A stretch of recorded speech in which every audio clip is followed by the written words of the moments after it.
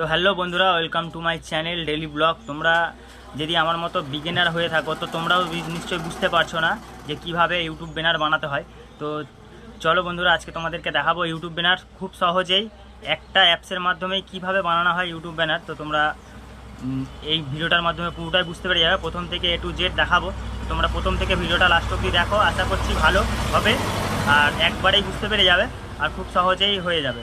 তো চলো বেশি না কথা না বলে ভিডিও। বন্ধুরা তোমরা দেখতে পাচ্ছ স্ক্রিনের মধ্যে চলে এসেছে এরকম একটা ইনসার্ট ডাউনলোড করে নিতে হবে। ইনসার্ট ডাউনলোড করে নেওয়ার পরে এরকম ওপেন করতে হবে ব্রাউজারটাকে ওপেন করার পর ফটোতে যেতে হবে। তো যে কোনো একটা ফটো সেট করে নিলাম, তো আমি এই ফটোটা সেট করলাম। এরপরে এরকম ক্যানভাস বলে লেখা আছে, ক্যানভাসে গিয়ে এই ছোটো একটা ফেসবুক চিহ্ন আছে, এই চিহ্নটা টিপতে হবে। এই চিহ্নটা টিপার পরে তোমাকে এরকম ছোটো করে ছবিটাকে বসিয়ে নিতে হবে। বসিয়ে করার পরে মাইনাস করে নিলে কেমন কীরকম সাইজ করবে, মাইনাস করে নেওয়ার পরে ওকে করে দাও। ওকে করে দেওয়ার পরে ওবার স্টিকারে আসতে হবে। স্টিকারে এসে এই যে দেখো এখানে ডাউনলোড করা আছে অলরেডি আমার ফেসবুক। এই যে ফেসবুকটাকে নিয়ে নিলাম।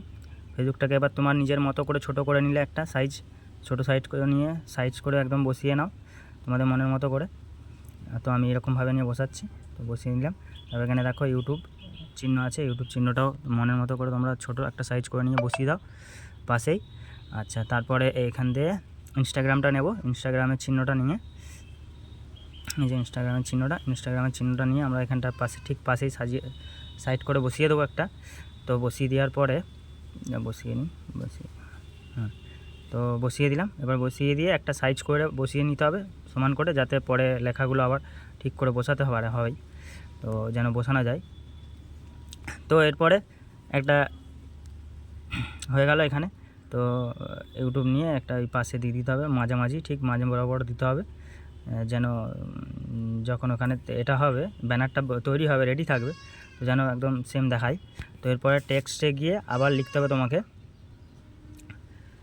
ফলো মি হেয়ার, মানে চ্যানেলটাকে ফলো করো।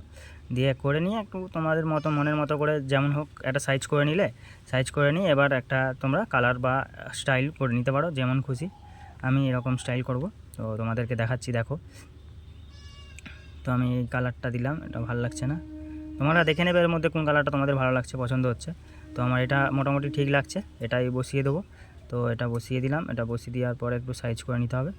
তো করছি সাইজটা করে নিলাম। এটা একটু নিচের দিকে করতে হবে, নইলে ওটা আসছে না ঠিক। তো এগুলোকে একটু তোমরা তোমাদের মনের মতো করে বসিয়ে নেবে। আমি আমার মতো করে করছি, তো তোমরা তোমার মতো করে নেবে।